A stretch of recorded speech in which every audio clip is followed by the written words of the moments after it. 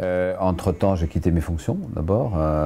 Je suis diplomate de carrière, donc je suis passé de l'autre côté, du côté des médias, donc une autre langue forcément, plus libre. Et puis je suis surtout allé passer quelques semaines dans Silicon Valley, aux États-Unis. Et pendant ces 3 années, on a vu, nous les incrédules, un certain nombre que nous étions sur la puissance de ce que le numérique pouvait représenter, le soft power. J'ai pu, à travers une série de voyages dans les grands pays, voir à quel point le soft power aujourd'hui était porté par les industries numériques. Et j'ai vu les réactions effrayantes et faibles des positions françaises face à Google, face à la numérisation et le fait que ce pays est tétanisé par cette révolution et n'a pas les armes industrielles, ni même gérer un peu l'énergie et vit sur un vieux logiciel, celui du patrimoine et du musée, en gros notre idéal culturel.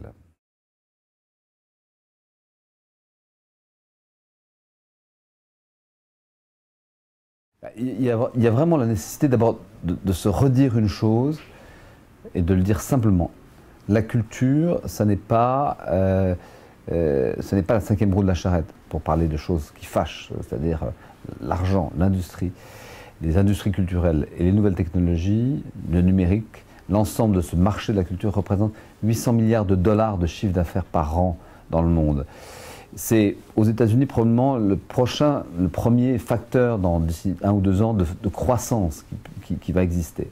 Donc c'est un enjeu économique considérable, c'est un enjeu d'influence, un enjeu diplomatique considérable. Il ne s'agit pas de divertissement, il ne s'agit pas de théâtre, de danse, de musique ou d'exposition dans des musées. Il s'agit vraiment, à travers ce soft power, de l'influence d'un pays ou d'une région ou d'un continent sur le reste du monde. Il faut qu'en France, on réinvestisse ce champ culturel et qu'on le mette au cœur d'un projet politique. Et un projet politique, c'est un projet culturel. Ce n'est pas uniquement un projet lié à la sécurité ou lié à des questions de ce type-là. Ça, c'est des réponses très démagogiques à des questions qui sont posées un jour à des Français. Donc il faut vraiment aller au-delà de ça. Deuxièmement, construire une politique culturelle européenne. Indispensable.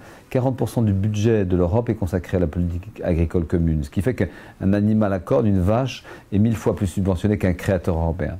Et si Airbus existe, c'est parce que l'Europe l'a créé. Mais malheureusement, dans le domaine dont je parle, le domaine culturel au sens large du terme, nous n'avons pas d'instrument de dialogue. Nous avons nos vieux musées, nos vieilles maisons face à des machines extraordinairement divertissantes, ludiques, et très non hiérarchisées qui permettent à beaucoup de gens de partager, de construire le savoir.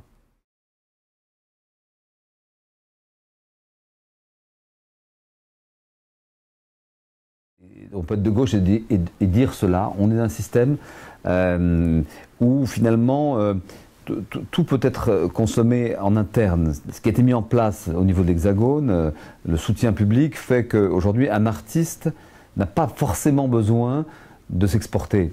Prenons le cas d'un écrivain. Il y a beaucoup d'écrivains qui vivent sur un simple marché local, qui ne sont pas traduits ou très peu. Les images vont tellement vite. Vous avez aujourd'hui, dans la seconde même, l'image qui vous vient du Bahreïn ou de Tripoli. Donc pourquoi une œuvre ne peut pas traverser les frontières? La prise en charge économique est totalement est faite ici, sur le terrain. Un film américain, pour gagner de l'argent, il faut qu'il s'exporte. Sinon, ça ne marche pas. C'est quand même intéressant. Les films américains rentabilisent leurs affaires sur le marché américain et vont gagner de l'argent en Europe. Voilà. Et nous n'avons pas besoin de gagner de l'argent aux États-Unis parce que les films sont autofinancés. Il faut vraiment que la France soit légitimée à l'extérieur. Elle l'était autrefois. Sartre, Malraux ont existé parce que leur pensée était une pensée mondiale. Elle était entendue par le monde entier, comme c'était le cas de Descartes ou de Rousseau ou de Voltaire. Donc il faut retrouver une dimension mondiale. Et aussi, pour la retrouver, il faut vraiment qu'au cœur d'un projet politique, le fait que notre culture est faite de la culture des autres soit vraiment ancrée dans la tête des gens. La culture française, ça n'est pas l'identité française, ça n'est pas cette version moisie qu'on veut bien nous présenter. Notre culture, elle est faite de toutes les cultures du monde et c'est notre force. Picasso, Modigliani, Chagall, Soutine ont été, et aujourd'hui beaucoup d'artistes étrangers, Bill Christie et d'autres, ont fait ce qu'on appelle la culture française, qui est en fait un métissage magnifique et il faut le revendiquer.